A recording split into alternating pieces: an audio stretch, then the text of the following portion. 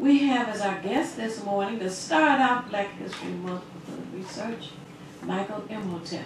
Thank you for being with us this morning. Hey, thanks for having me, Theo, once again.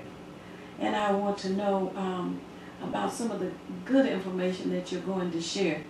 And as the BD says, what do you say, the BD?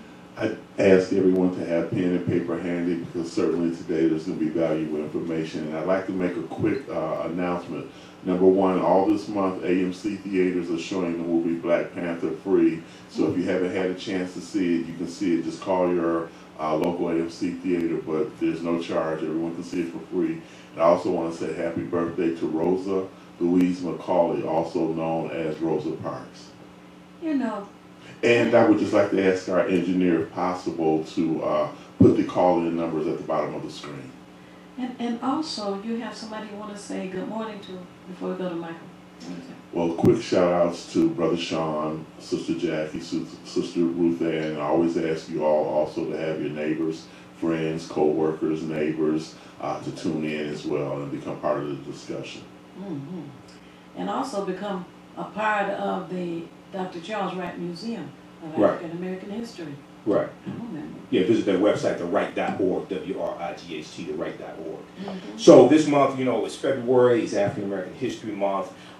This year's theme is Black Migrations. Okay, so there's an official theme each year, and when we talk about African American History Month, what used to be Black History Month, we have to talk about Dr. Carter G. Woodson and the Association for the Study of Negro Life and History, founded September 9th, 1915 in Chicago, which is now the Association for the Study of African American Life and History. Mm-hmm. So I've already, I just did a lecture Saturday at Mandy's Knowledge Cafe. I did my radio show last night.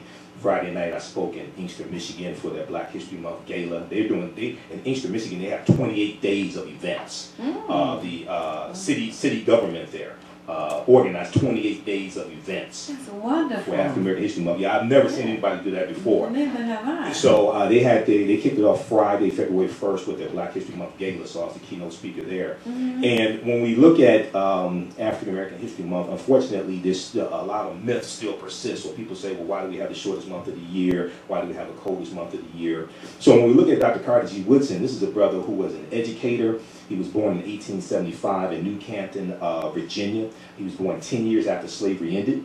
He was born to former slaves.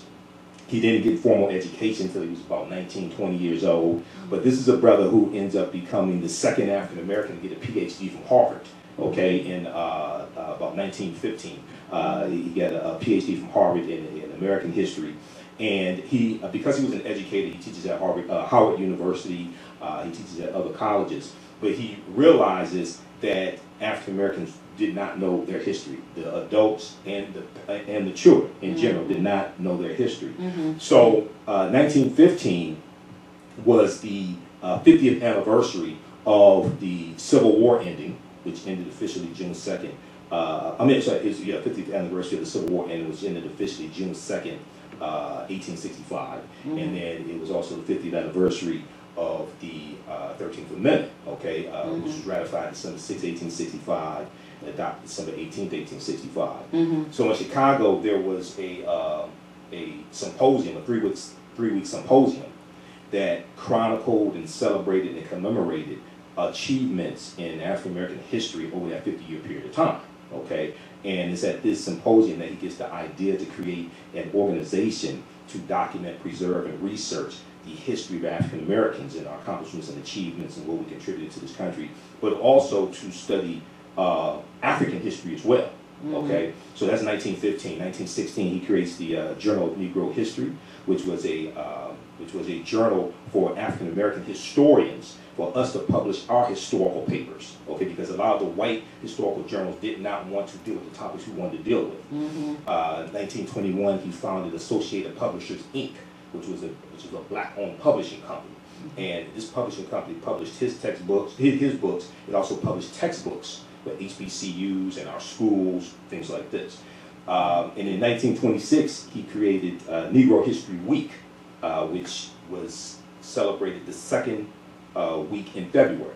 Okay, he chose the second week in February because it contained the birth dates of Abraham Lincoln and the assumed birth date of Frederick Douglass. Because Frederick Douglass, we know, was a runaway slave, and he did not know his birth date or the actual year he was born. It was either 1817 or 1818. So Frederick Douglass assumed the birth date of February 14th, which many people know as Valentine's Day, you were talking about before we started. That's also the assumed birth date of Frederick Douglass. But even more importantly, not just because that the second week in February contained those birth dates, Douglas the 14th and April 12th for Abraham Lincoln, but African Americans had many celebrations across the country celebrating those two birthdays. Okay, so because that took place, he inserted his this new celebration into that period of time because celebrations were already taking place. So it was never designed to be the only time of the year we study our history. It was a time to celebrate our history and a time for reflection on our accomplishments and achievements and looking forward to the future as well.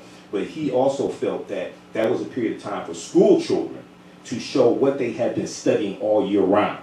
He said it did not make sense to only deal with our history 1 week out of the year, and you know, so he felt that week African American children should show what they had been studying year round. He also felt that the history of African Americans needed to be taught in every school in the country, not just our schools, but every school in the country, because he felt that prejudice and bigotry and racism largely came from people not understanding our history and lies being spread about us. Okay, so this is a brilliant brother, and we know there's a theme each year for the association from the Association for the Study of African American Life and History. This year's theme is Black Migrations.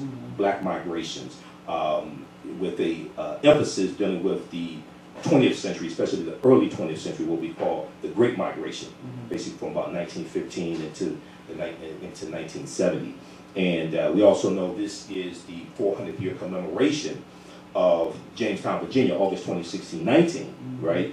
That Dutch warship of 20 some odd Africans coming into Jamestown, Virginia. Even though that did happen, African people have been in this land that we call the United States of America going back at least 51,700 years. Right. When we study Dr. David Imhotep's book, The First Americans Were Africans, Documented Evidence. So even though Jamestown, Virginia, August 20, 1619 did happen, we were here for tens of thousands of years before that. And even if we just look at slavery in this country, the Spanish were taking Africans into the territory we call South Carolina in the 1520s, because the Spanish were involved in the transatlantic slave trade right behind the Portuguese. Portuguese get involved 1440, 1441. The Spanish are right behind them. The English come later. Okay, so even if we just look at being brought into this land as enslaved Africans, we see that 100 years prior in the Spanish territories like South Carolina and Florida, before Jamestown, Virginia.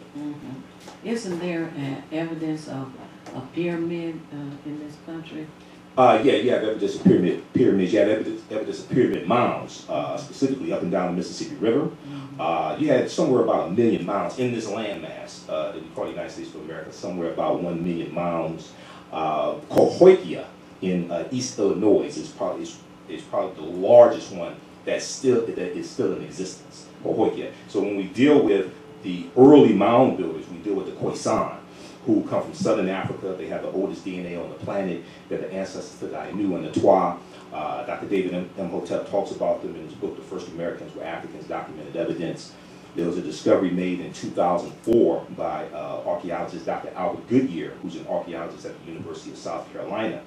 And it was a discovery in Allendale County, South Carolina. And they discovered overwhelming evidence, everything from DNA to stones, skeletons, structures, paintings, linguistics, of an African presence that date back at least 51,700 years ago. People research Dr. Albert Goodyear, and you can read that information. ScienceDaily.com has an article from 2004 that deals with his discovery. And this is something that Dr. David Imhotep talks about in his book, and he lays a lot of this information out on page 14 of his book, The First Americans Were Africans, Documented Evidence. So that's on Science Daily. ScienceDaily.com. Online. Yeah, it's a online scientific website, ScienceDaily.com. And then there've been, you can just Google Dr. Albert Goodyear, 50,000 years ago, North American North America, but the discovery in 2004, that's 15 years ago. Most of us don't understand this. So when we have these African American History Month celebrations, that type of information is left out. And one of the most important things to understand is that this monthly celebration is also not just designed to study the accomplishments and achievements of African Americans in this country and what we contribute to this country, but also our accomplishments and achievements on the continent of Africa as well. If you look at early themes, or if you go back and look at the themes, the annual themes from the Association for the Study of African American Life and History, they dealt with Africa as well. They have things. You go to asala.org, A-S-A-L-A, asala.org is the official website of the Association for the Study of African American Life and History. They have annual themes going back to 1928, and you can see each year. So this year's theme deals with black migrations, voluntary and forced migrations, with an emphasis dealing with the Great Migration in the early 1920s. It starts in about 1915. And you have 5 million to 6 million African Americans migrating from the South, up north, and out west. A lot of us are being ran out of the South because of white domestic terrorism. We're being killed for our land. We're being ran out of the South by groups like the Ku Klux Klan and other groups. Some of us are going because we're being lured up north by factories and plants, because 1915 is during World War I. World War I is 1914 and 1918. You had about 5 million men who fought in World War I, most of them white. When they left to go fight in the war, they had jobs, all right? But this creates a labor vacuum. So you have these companies, you have these factories and things like this, marketing to African Americans, who the majority of us lived in the South. And so those jobs are going to be filled by African Americans and immigrants coming to this country. And when these white men come back, they don't have jobs anymore. So the next year, 1919, the year after World War I ends, that's called the Red Summer. James Weldon Johnson called it the Red Summer because the streets of America were flowing with blood, because there were over 25 major race riots in this country. Okay, and you had a huge resentment from a lot of white men who came back, and they didn't have jobs, but they brought back with them military skills and how to fight and how to kill. And you had brothers who served in World War I. They brought back a lot of the same military skills, and they fought back. Okay, and you know, we see this come to a head June 1st, 1921, in Tulsa, Oklahoma, the attack on Black Wall Street, because there were a lot of brothers who were retired World War I veterans, and they were armed, and they fought back and shot back also. Yeah, so this history is deep, and when you deal with this, you understand how historical events don't happen in a vacuum. They are the sequence. They are a result of a sequence of historical events that take place that lead to a large event happening. Okay, so the Great Migration is a really important period of history that we have to study. I have a question. Go ahead. It's a sad question. Okay. The African woman, Calafia, is what the state. Queen Khalifa. Yeah, the state of California. Yes. Is named after her. Yeah, that's believed it's named after her. Yes. When you go to the capital of California, they have a drawing of her, a picture of her, and they're not ashamed to show it. Right. Like what goes around here in this state. But anyway, can you share with us the approximate year that she, reigned? Well, there's information on her, and some of the information I've seen is that she was a mythological queen, Queen Khalifa. So we believe that California is named after Queen Khalifa. We know that Los Angeles was founded by about 40, 50 people, many of them people of African descent. We know that the city of Chicago was founded by John Baptiste Point du Sable. Okay, man, of African descent, African descent as well. So when we study this history, and one of the things that Dr. Carter G. Woodson wanted to do when he documented, preserved our history, did the research, he wanted to deal with a lot of unsung heroes and deal with unnamed people. He wanted to deal with migrations of African Americans, not just the well-known people, Frederick Douglass, Harriet Tubman. Even them, we really don't understand them oftentimes. But you have to understand. He wanted to deal with understanding movements of African Americans, okay, as well. But you know, the reason why this history is so important, because some people may say, well, this took place so long ago. Well, number one, a people's history and culture teaches them how to deal with the problems of the past, in the present, and the future to meet the needs of the community. Number one. Number two, what you do for yourself, what you do to yourself, and what you allow other people to do to you and get away with is based upon what you think about yourself. Say that again. So what you do for yourself, what you do to yourself, and what you allow other people to do to you and get away with is based upon what you think about yourself. What you think about yourself is based upon what you've been taught about yourself. What you've been taught about yourself is based upon everything you've read, heard, and seen about yourself. So the reason why many African Americans don't fight back when we see injustice is because many of us don't think what we're fighting for. Because we've been taught to dehumanize ourselves and dehumanize people that look like us. Okay? So this is why, so this history and culture, this helps to correct that. All right, it's your history and culture that gives you your values, your interests, and your principles. Your VIPs is Dr. Leonard Jeffries and Professor James Small, two of my teachers. They influence your economic empowerment and your political empowerment. One of the reasons why many of our people don't vote is, one, we've been miseducated and civics has been taken out of the schools. Yes. And we don't understand that politics is the legal distribution of scarce wealth, power, and resources, and the writings of laws, statutes, ordinances, amendments, and treaties, their adoption, interpretation, and enforcement. And we don't understand how all this operates off of law. Right. And we need to press to have that put back into the school curriculum, and K through 12, you know. It's unfortunate that we have those who want to suppress us, and by eliminating the historical information as well as the mental information. Right. It makes people just sit around and just, okay, whatever happens, we'll go along with it. They just lose the fight. Well, many of us don't understand how much power we really have. Right. You know, if we go back, you know, so we see how crazy Donald Trump is. And if we go back, and many of our people still don't understand this. So when I do my lectures across the country, I have a presentation that I do called African American Resistance in the Era of Donald Trump. Voter suppression, reparations, and how elections have consequences. In every city I lecture in, I ask people how many African Americans were registered to vote in the 2016 election. Nobody knows. Do you all know how many it was? It was 16.4 million. Okay, that was about 765,000 less than 2012.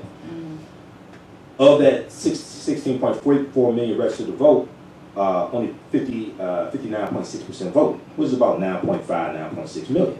Okay, Trump won the 3 battleground states of Michigan, Wisconsin, and Pennsylvania by 78,000 votes. We had the votes, we had the power to stop Trump. But we kept listening to people who told us our vote didn't matter. We kept listening to people saying we're only 13% of the population, so how can our vote matter? They can't answer any of these questions. And they don't understand how the Electoral College works either. Because the Electoral College doesn't vote until the first Monday following the second Wednesday in December. That fell on December 19th of 2016. Trump became president-elect the morning of November 9th, 2016 because he reached 270 Electoral College votes. But that's based off of winning the popular votes in the states. And you get the Electoral College votes associated with each state winning the popular vote in the state.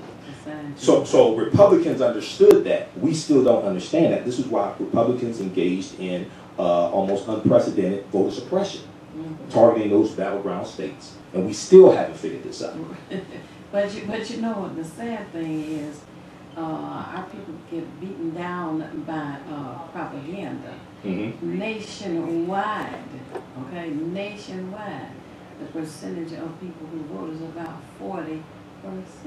Of the overall population, overall adult population. Nationwide, right. But they make it appear as if black folks not voting, it's all your fault. Well, we saw a 7 percentage point drop. We saw a 7 percentage point drop in 2016 over 2012.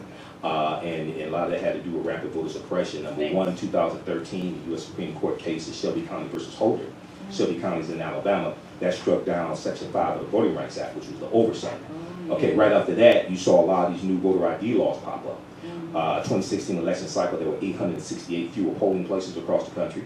Also, you have 14 states that have new voter ID laws as well, largely targeting African Americans and college students, things like this, to suppress the African American vote, largely. Okay, so what happens is, unfortunately, we don't understand, one, how to protect our gains. See, I have a whole concept called political self-defense. And we don't understand political self-defense. We'll vote transactionally from election to election, but don't understand how to assess what happened in the previous election, what policies were put in place that benefit us, how to protect those policies, how to perceive threats coming to us to do us harm, and how to stop them from getting in office. So we don't understand political self-defense. Many times we'll vote, but don't vote strategically. Right, gotcha. We have, the lines are full, so okay. these people part of the conversation. Yeah. Hello, caller, you're on the air. Would you share your name and how you're viewing us, please? Good morning, my name is Warren Little, Comcast 91 Detroit. Thanks for calling. Go ahead. Thank you. Theo, your mic, maybe the technician can bring the mic up a little bit. Oh, okay. I want to ask your guest, and I'm just asking you this as a discussion piece. I'm not trying to stir up the pot, although I think stirring up the pot is a good thing. Have you ever dealt with, or have you been approached in regards to your skin being light? Because in history, particularly during the slave period in America, people with lighter skin were, you know, working in the house, so to speak, and stuff like that. And, you know, it's still a society that we live in. Lighter skinned people are easier on the eyes, so to speak, to white racists. So they allow lighter skinned people to have a bigger platform and so on and so on. It hasn't worked for me. I had to create my own platform. It hasn't worked for me.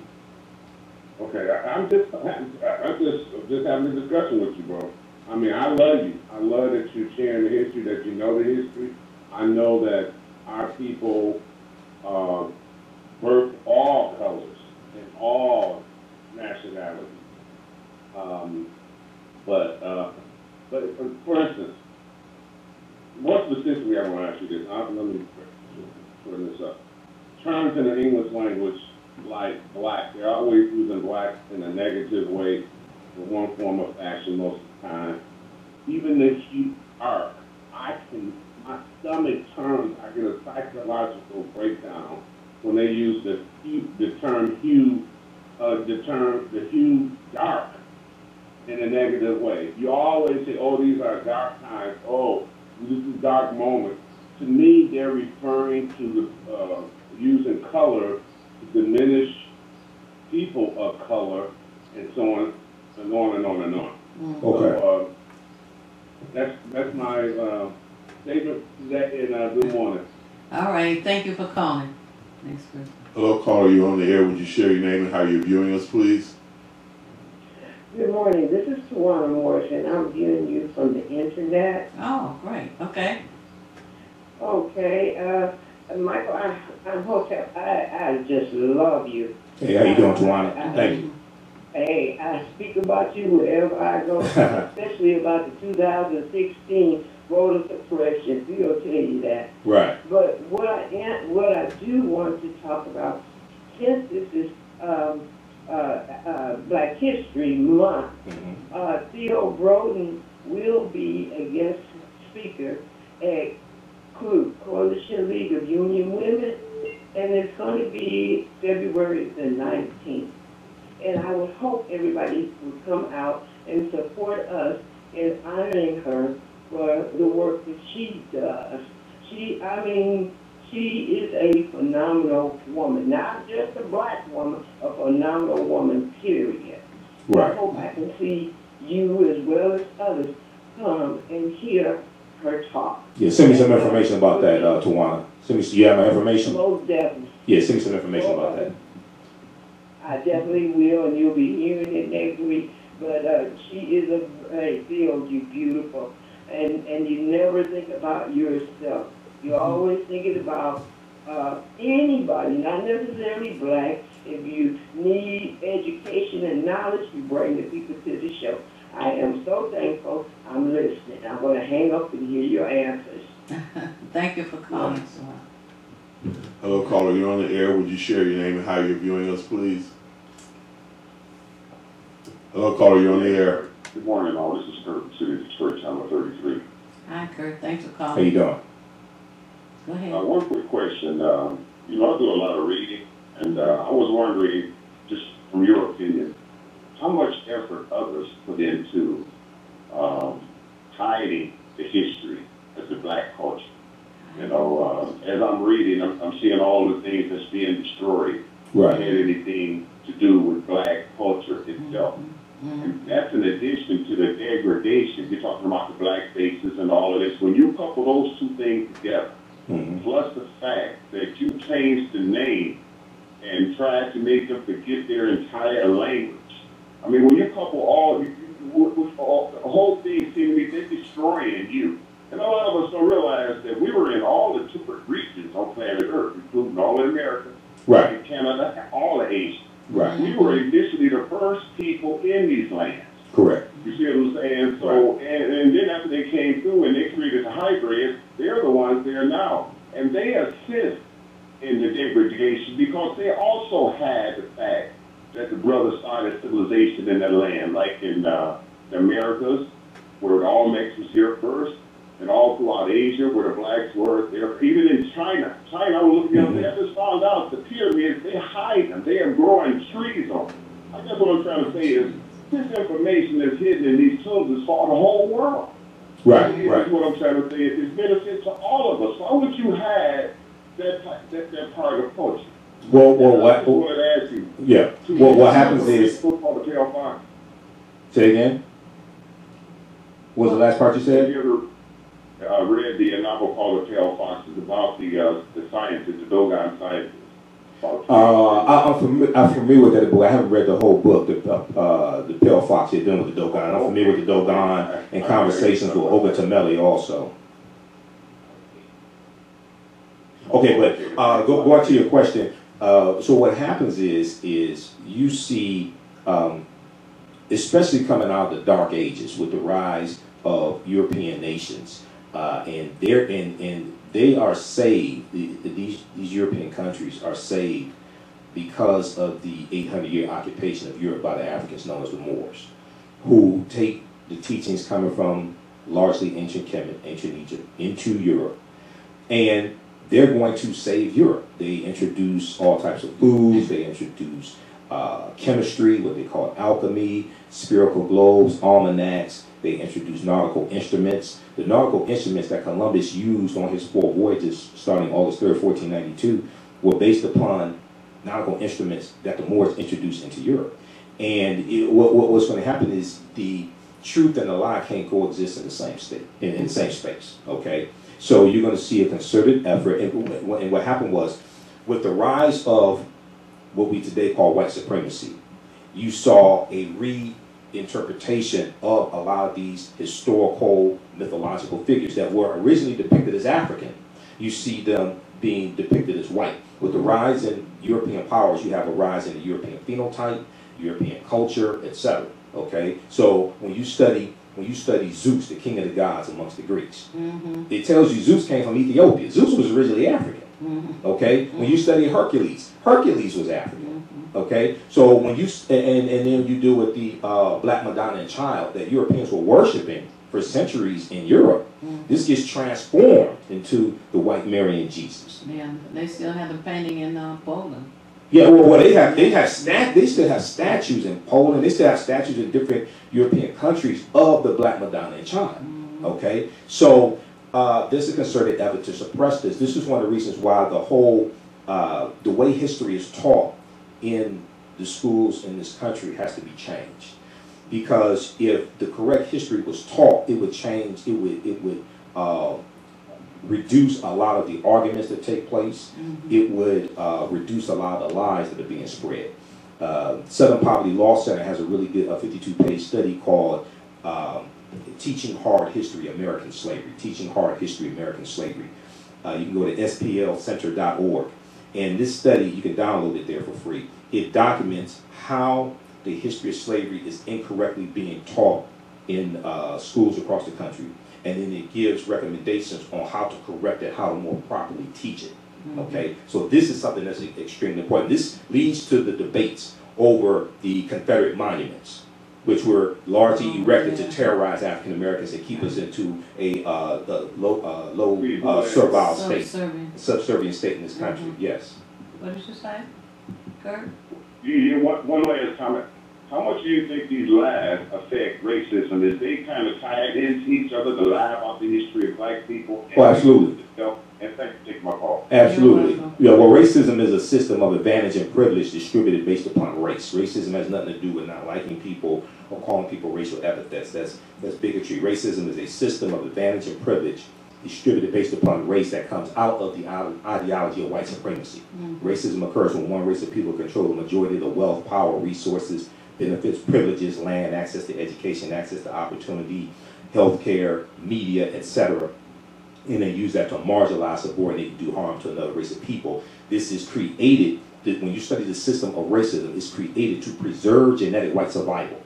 So when you actually understand the history and Europeans coming out of the Dark Ages, circumnavigating the globe, realizing that the majority of the people on Earth are not European, right? They put systems in place to preserve genetic white survival because the Moors had been intermixing with Europeans throughout Europe for hundreds of years. And they saw what happened when this took place. This is why historically the Spanish and the Portuguese were of a darker complexion than those in England.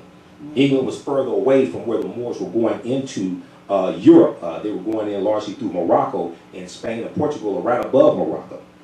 Okay, so yeah, there's a real history around this. People should read the ISIS papers by Dr. Francis Cress Wilson. Yeah. I'm glad you mentioned that because one of the things when I did studies of Dr. Francis Cress Wilson, and she spoke about genetic annihilation, and which was the greatest fear that they have. And also I would add that because there was a sort of a zero population growth, which I think is still going on now, more are passing than are born in the Caucasian race. There's that fear, so they're basically trying to circle the wagons to make sure that, again, they preserve themselves.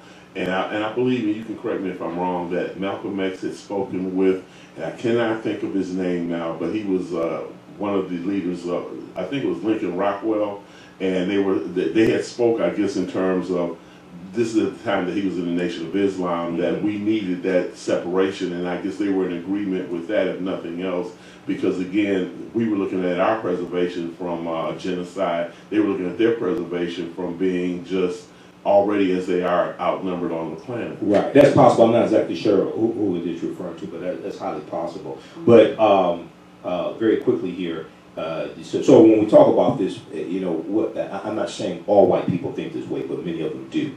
But it comes from a miseducation. But the U.S. Census Bureau put out a press release in June of 2018, which documented how in 26 states out of 50 in the U.S., white people had a negative birth rate, 26 states out of 50, which means more are dying in 26 states out of 50 that are being born. A lot of that is attributed to the opioid crisis.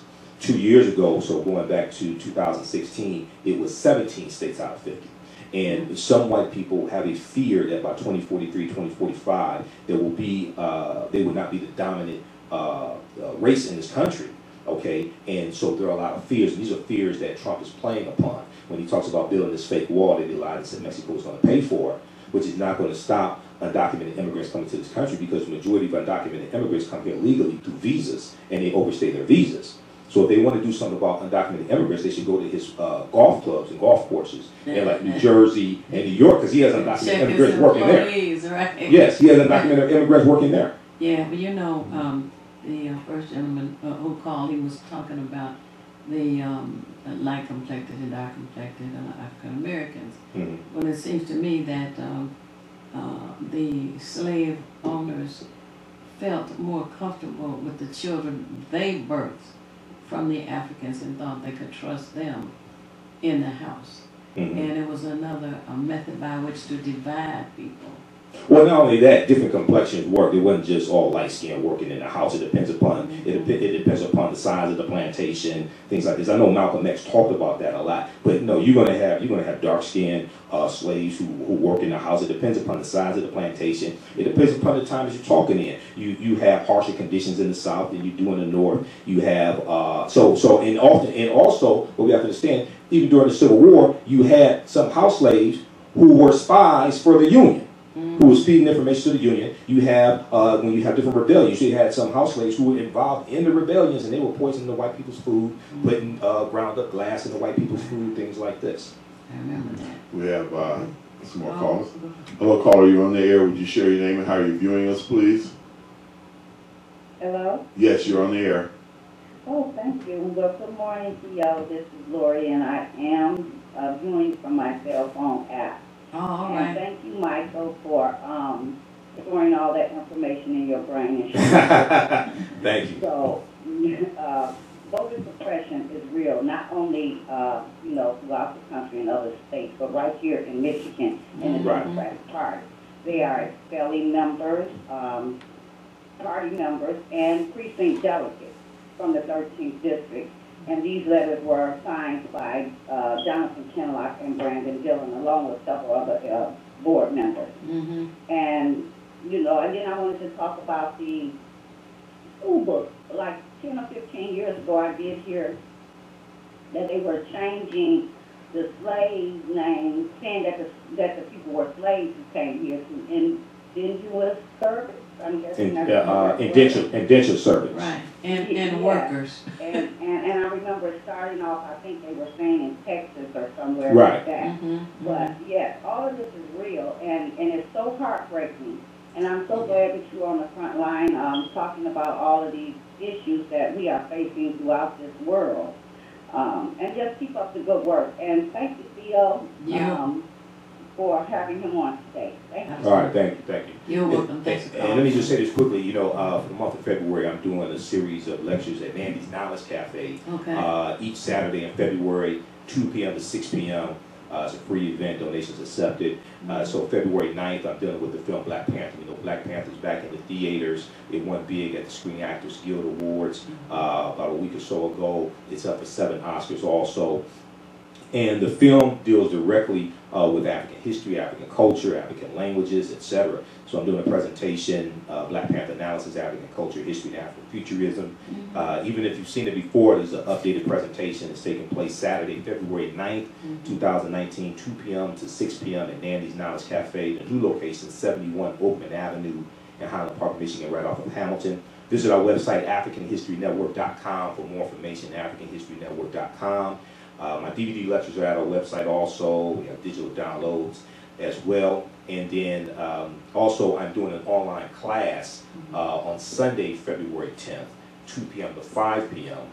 dealing with the history of Black Wall Street in Tulsa, Oklahoma. So people around the country, around the world will be able to tune in to the online class. It's a donation of only $10. You'll get a digital download also. And visit AfricanHistoryNetwork.com. We'll have information there as well for that also. And Nandy's Knowledge Cafe is diagonally across from Focus Hope, and I guess directly across from where Sanders Bakery was, to give people a landmark. Right. Yeah, it's right off Hamilton. Yeah. Yes. Hello, caller. You're on the air. Would you share your name and how you're viewing us, please? Yes. Good morning, fellow patriots. This is Les Little, and I am watching you on the internet. Hey, Les, how you doing? I'm good. I want Theo and Sabidi. Imhotep. Yes, sir. Great respect for you. Thank you. Thank you. You were mentioning some early, and you mentioned 90s. I'll be down there at the 90s myself on March the 7th. I'll be having my Backstabbers Awards. Oh boy. Okay, Backstabbers Awards. Okay. We have backstabbed Detroit, my city that I love, the most historic black city in America. You mentioned voting. The voting divorce. I've been wearing this shirt because I understand how powerful the voting is, and we understand that we have lost that fight of voting because we have the propaganda. People saying the vote don't count. This constitution in hours. This is ridiculous. Comment. That never, that don't have any validity to it at all. Because what we gonna do? Right. This is us. 400 years we're gonna be here, and I happened to visit that Tulsa, Oklahoma Museum, and it was a humbling experience to see. Right. You know, Black Wall Street. Up. I call this Tulsa 2. Right. Tulsa number 2. So they didn't use the bomb, but they used the legislation, the pen. Right. Which was mightier than the sword. Molotov cocktails, they were bombed. That was the first bombing in the United States. Right. They used the little crop dusters, and they had Molotov cocktails they dropped on that neighborhood. But it's important when we deal with the history of Black Wall Street, it's important to understand that we rebuilt Black Wall Street with our own dollars. We did not get government help. So even though it was badly damaged, we were able to rebuild it also. Right. So more importantly, even though it was horrific what happened, but this is also a testament to the spirit and tenacity of African Americans to be able to rebuild after that atrocity. A lot to be proud of. Yes. Okay. I'm proud to be an African American man, and absolutely. Right. Two significant dates that I feel in Black history that I was affected by. Right. Les. May 3rd. We got to run. Let's run out of time. Yeah. March the 7th. What time? Where? March the 7th. We'll be at 90 from 6 to 8:30. Hope you be there. Because it's gonna be I'm putting together a nice show. Okay. Okay. Thank you. All right. Hello, caller. You're on the air. Would you share your name and how you're viewing us, please? Yeah, I've been calling up for 15 minutes. The phones ain't been working. But anyway, I want your guest to also expunge on how internalized racism exists permanently in our communities, and this is why we don't get much done on a political level because of the internalized racism. You talking about self-hatred? That's right. Okay. And very quickly here because. All right, thank you. Okay, thanks for your call. Very quickly, because we're running out of time, if you want me to do a presentation through your group or organization, email me at info, I-N-F-O, at AfricanHistoryNetwork.com, info, I-N-F-O, at AfricanHistoryNetwork.com, or call me 313-462-0003, 313-462-0003. The self-hatred is extremely important, but that comes from us being stripped of our history and culture. To correct that, once again, we have to reclaim our history and culture, take our minds back, as Stephen Biko, one of our great South African freedom fighters, said, the most potent weapon in the hands of the oppressor is the mind of the oppressor. The most potent weapon in the hands of the oppressor is the mind of the oppressed. And when we read Dr. Carter G. Woodson's most prominent book, The Miseducation of the Negro, we see this talked about there, okay? So your history and culture, it gives you your values, your interests, and your principles, and it deals with your self-esteem as well, okay? So when we reclaim that, these other things will take care of themselves. And going back to Leslie's comment very quickly, even though voting is important, we're not just saying voting is the only thing that we have to do. The voting has to be connected, the economic empowerment has to be connected to political empowerment, but the foundation is our history and culture. Absolutely. And also, I want to say that that's what makes us appreciate Dr. Curtis Ivory. Yeah. Because at Wayne County Community College, that is definitely included there. Right. And he really picks up where the Detroit public school system let us down. Right. Hello, caller. You're on the air. Would you share your name and how you're viewing us? Thank you. Quick follow-up, Born News 91. Mike, speaking of internalized hate, the beauty is dark skin, and twice you said darker skinned people, then you dared use the term dark ages. You fuel self-hate by using these English terms that denigrate black people and that promote self-hate, and I'm asking you to, you do what you want, of course, but not use those derogatory terms because it's psychologically damaging to black people, especially internally. Thank you. All right, thanks for your call.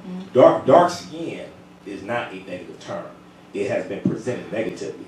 Brown skin, dark skin, light skin, that's not negative. In the Dark Ages is what it's normally called because Europe was in darkness. Africa was the continent of light. The Africans were taking the light because light was historically associated with knowledge. The Africans were taking the light into the dark continent, which was Europe. How unfortunate. Yes. Okay, that's what they got. Hello, caller. You're on the air. Would you give us your name and how you're doing? Jamal, watching from Channel 91. Okay, got a question? Oh, yes, I would like to ask the guest. Are you familiar with the Chinese Boxer Rebellion? And if you are, guest, can you compare the Chinese Boxer Rebellion with our Black Panthers? With the Black Panther Party, for self-defense? Yes. Okay, all right. Do you see the Chinese Boxer Rebellion similar to our Panthers? I'm not sure. It's been a long time since I looked at the Chinese Boxer Rebellion. But we really need to, and I know we're running out of time here, we really need to study the Black Panther Party for self-defense, because what oftentimes is not really talked about are the progressive programs they had. The programs not just feeding children, but feeding the elderly, the medical care that they provided. They provided a whole host of services that the community needed. And also you see similarities between the Black Panther Party for self-defense, the Nation of Islam, and the Universal Negro Improvement Association founded by Marcus Garvey in 1914 in Jamaica, and he comes to the U.S. in 1916. When you look at the types of programs they had and what they were doing, you see similarities, okay? Be sure to listen to the African History Network show every Sunday, 9 p.m. to 11 p.m. Eastern Standard Time on 9:10 a.m. the Superstation, and visit our website, AfricanHistoryNetwork.com, for everything done with the African History Network. All right.